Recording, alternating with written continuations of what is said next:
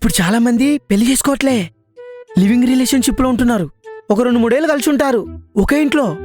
ఒకవేళ ఇద్దరికి నచ్చితే పెళ్లి చేసుకుంటారు, లేదంటే లేదు. లేదంటే లేదంటే లేదంటే లేదంతే. ఎవరి దారాలు చూసుకోవడమే. రే, అసలు పెళ్ళంటే ఏంటో, భార్యాభర్తలు ఎలా ఉండాలో దాని గురించి ఓ పెద్దాయన ఏమన్నాడో తెలుసా? ఏమన్నాడక్క? భర్త కష్టపడి ఉద్యోగం చేసి బయట ఎన్నో సమస్యలతో సతమతమై ఇంటికొస్తే భార్య సేద తీర్చాలే గాని సమస్య కాకూడదురా. ఎండలో తిరిగొస్తే భార్య చల్లని నీడవ్వాలే కాని వేడిసెగవ్వకూడదు.